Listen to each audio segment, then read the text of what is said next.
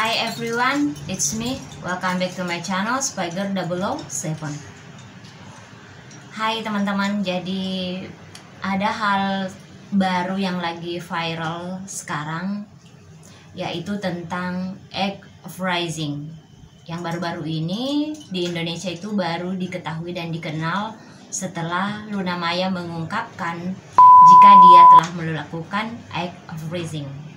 Oke, egg freezing itu terlebih dahulu aku akan kasih tahu egg freezing itu adalah pembekuan sel telur, di mana perempuan itu mungkin memiliki alasan mengapa melakukan egg freezing karena suatu hari mungkin dia saat ini belum menemukan jodoh atau pasangan yang tepat, atau mereka sibuk berkarir dan dia takut menghadapi usia, karena kita tahu usia 40 tahun ke atas itu udah rawan untuk melahirkan dan mungkin kesuburan berkurang.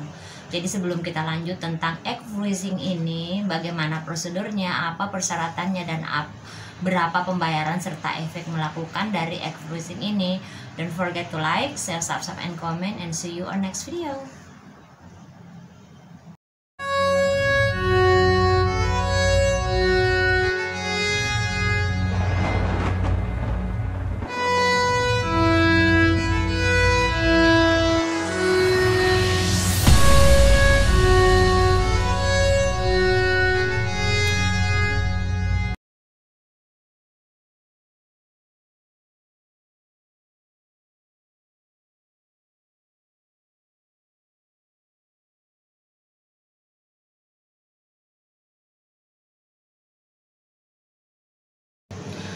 Oke ladies, kenapa aku tertarik membahas tentang egg freezing ini? Karena baru-baru ini ada temen aku juga yang kita sharing nih, kita bertanya, saling sharing gitu guys. Karena dia kan sekarang ini sudah berusia 35 tahun. Dan dia itu bukannya nggak ada yang naksir, banyak sih yang suka sama dia, tapi dianya itu aja mungkin karena sibuk banget berkarir, makanya dia nggak kepikiran untuk menikah. Jadi dia bertanya-tanya, gimana sih efek positifnya melakukan egg freezing. Karena aku rasanya kepengen melakukan egg freezing itu biar nantinya pada saat yang tepat aku, walaupun usianya udah dewasa banget, tapi aku masih punya sel telur yang udah aku bekukan. Oke guys, kita bahas dulu tentang egg freezing ini. Oke, jadi baru-baru ini Luna Maya menghebohkan dunia internet gitu, karena dia mengaku sudah melakukan egg freezing atau pembekuan sel telur itu semenjak tahun lalu. Alasannya dia sih, kita respect alasannya dia, karena suatu saat mungkin dia berpikir usianya itu udah nggak muda lagi, dan waktu itu mungkin dia menggunakan sel telurnya dia yang udah egg freezing itu untuk memiliki anak. Jadi di sini sambil kita baca ya guys, di sini biar nggak ada yang salah. Oke, Luna Maya mengakui telah melakukan egg freezing sejak tahun yang lalu, tahun 2021. Jadi proses egg freezing atau pembekuan sel tersebut dilakukan agar kelak baik Luna Maya maupun perempuan yang sudah melakukan egg freezing itu bisa menggunakannya saat telah siap dan mendapatkan pendamping hidup. Artinya mereka sudah menikah ya guys. Ya, mengenal apa itu egg freezing. Jadi mungkin untuk sebagian orang, apalagi perempuan, mereka belum paham apa sih itu egg freezing, karena di luar sana yang pernah melakukan egg freezing itu, kalau nggak salah itu Paris Hilton, ada Kourtney Kardashian juga, ada beberapa artis Hollywood juga yang sudah melakukan egg freezing itu. Jadi kalau di Indonesia baru Luna Maya yang baru mengungkapkan ini guys. Egg freezing adalah proses pembekuan sel telur, di mana dalam metode ini sel telur wanita diambil dari ovarium, selanjutnya dibekukan saat tidak dibuahi dan disimpan untuk digunakan ketika wanita tersebut telah siap untuk memiliki anak. Adapun ketika seseorang tersebut telah siap, maka proses akan dilanjutkan dengan fertilisasi in vitro atau bayi tabung. jadi tetap dengan proses bayi tabung ya teman-teman. Yakni sel telur dibuahi dan kemudian ditanamkan pada rahim wanita tersebut yang sudah melakukan egg freezing. Melansir dari Medical News Today, wanita biasanya memasuki masa menopause di usia akhir 40 tahunan atau awal 50-an. Adapun tahun-tahun menjelang menopause, kesuburan wanita akan menurun sehingga kecenderungan untuk hamil itu semakin menurun.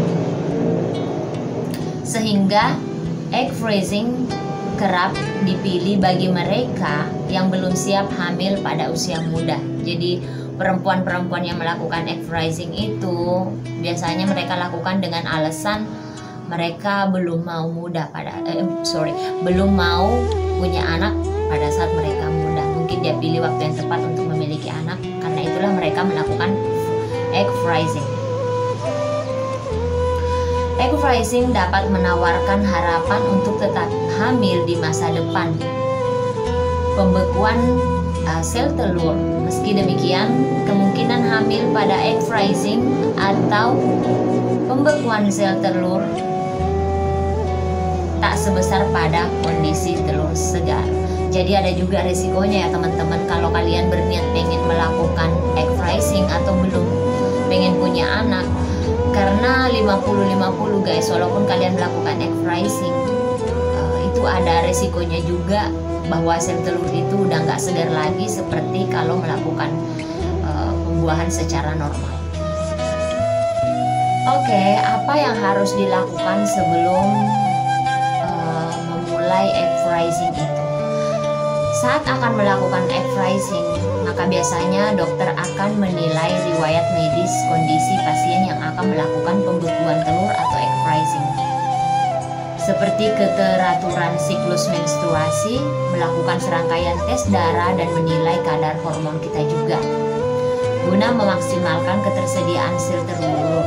Biasanya wanita akan menjalani perawatan hormon guna merangsang produksi telur lebih banyak.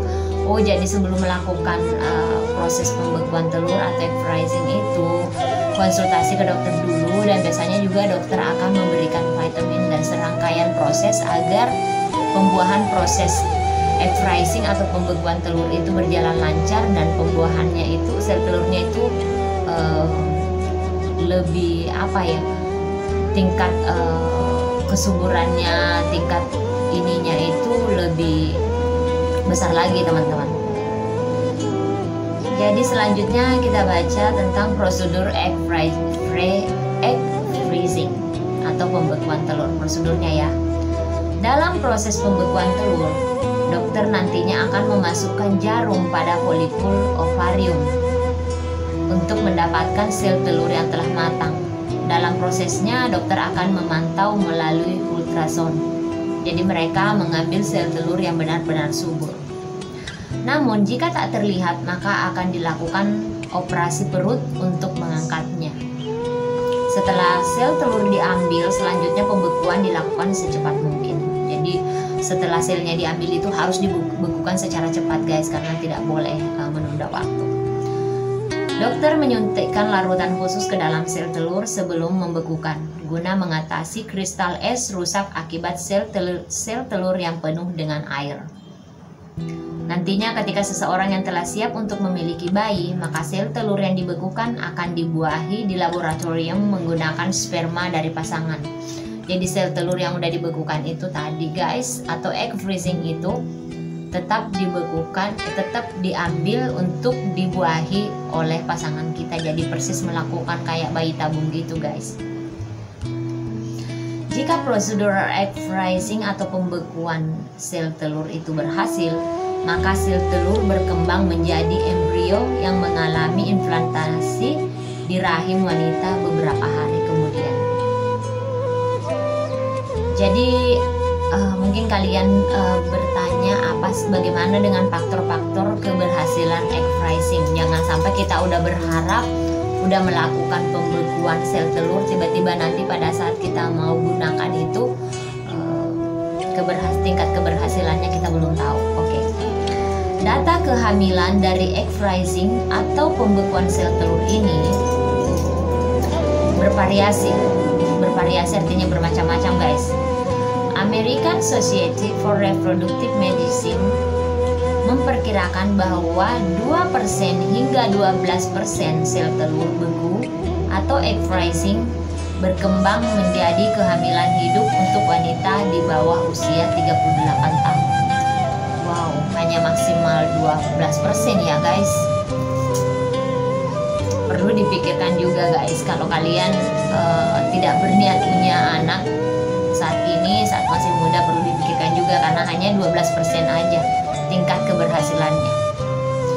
Faktor-faktor penentu egg freezing berhasil digunakan seseorang untuk mendapatkan bayi di masa yang akan datang, yakni usia saat membekukan sel telur. Wanita yang lebih muda cenderung menghasilkan lebih banyak sel telur yang lebih baik. Oh, jadi usia muda alangkah baiknya kalau memang berniat melakukan pembekuan telur itu hendaknya pada saat usia muda, guys. Jadi tidak berlaku untuk usia yang sudah dewasa, itu kecil banget kemungkinan. Usia saat pencairan sel telur dan IVF, wanita lebih muda lebih mungkin memiliki kehamilan sukses. Kualitas sperma yang sehat lebih mungkin menghasilkan embrio yang sehat dan kehamilan yang sukses. Jadi tergantung pasangan juga, guys. Klinik tingkat keberhasilan pembekuan dan pencairan sel telur bervariasi antar klinik. Jadi beda-beda klinik, mungkin beda-beda dokter, itu juga berbeda-beda, teman-teman. Jumlah sel telur semakin banyak sel telur yang dibekukan atau egg freezing menawarkan lebih banyak peluang untuk siklus IVF. Jadi ladies, ketika kalian pengen berencana melakukan egg freezing atau pembekuan sel telur, kalian harus paham dulu tentang resiko dari melakukan egg freezing ini. Selain biayanya yang tentu sangat mahal, juga ada faktor-faktor yang lain yang harus kalian tahu. Misalnya kondisi terkait penggunaan obat kesuburan, komplikasi selama pengambilan sel telur, karena pada saat kalian ingin melakukan pembekuan sel telur itu bakal dikasih obat penyubur. Komplikasi juga selama pengambilan sel telur, bisa saja kalian kena ada alergi atau ada efek-efek kegemukan atau kesehatan juga sih. Ada resiko emosional juga dan biaya egg freezing yang tidak murah. Jadi aku bacain ya di sini biar jelas. Namun biaya egg freezing itu dikutip dari Fertility IQ, biaya untuk melakukan egg freezing itu di luar negeri membutuhkan biaya sekitar, ini di luar negeri ya guys, sekitar 15.000 US dollar sampai 20.000 US dollar, atau kalau dirupiahkan sekitar 215 juta hingga 286 juta untuk perawatan penyimpanan. Itu untuk perawatan penyimpanan aja ya guys. Jadi di sini sekitar 6 juta atau pada fasilitas. Jadi ada perawatan itu 2 siklus dan biaya tahunan. Jadi selain ada biaya sekitar 286 juta tadi guys, kalian tetap harus membayar biaya per tahun itu 8,6 juta hingga 14 juta. Wow. Selain biayanya mahal untuk melakukan egg freezing atau pembekuan sel telur itu, di sini ada biaya tahunan juga, minimal 8,6 juta dan maksimal 14 juta rupiah. Wow. Itu kalau di luar negeri guys. Mungkin di Indonesia lebih murah, tapi kalau seumpama di Indonesia lebih murah, apakah itu lebih baik daripada di luar? Entah, I don't know. Jadi demikianlah teman-teman, aku share di sini sedikit pengalaman aku tentang egg freezing atau pembekuan sel telur. Ya, jadi itulah, kita harus bersyukur ketika kita sudah already to be a mom. Kalau kita sudah menjadi seorang ibu, anak itu benar-benar berkah, rezeki yang diberikan Allah Subhanahu wa Ta'ala. Jadi harus benar-benar kita jaga sepenuh hati kita, karena di luar sana banyak banget orang yang pengen punya anak, sudah melakukan beberapa kali proses bayi tabung pun mereka belum tentu sukses. Mereka sudah melakukan proses dan kehilangan banyak banget biaya, budgetnya itu pasti nggak sedikit guys, sudah kalian tahu. Dan ada lagi ditambahnya seperti egg freezing atau pembekuan sel telur. Anggaplah kalau kalian melakukan pembekuan sel telur, udah bayarannya ratusan juta, terus pada saat nanti kalian menggunakan tiba-tiba aja itu nggak subur dan tidak sukses. Ya, tapi mudah-mudahan Allah selalu memberikan jalan yang terbaik untuk kita melakukan usaha dan ikhtiar teman-teman. Jadi bagi kalian ibu-ibu muda yang udah punya bayi, udah punya baby, jaga anak Anda dengan penuh rasa cinta.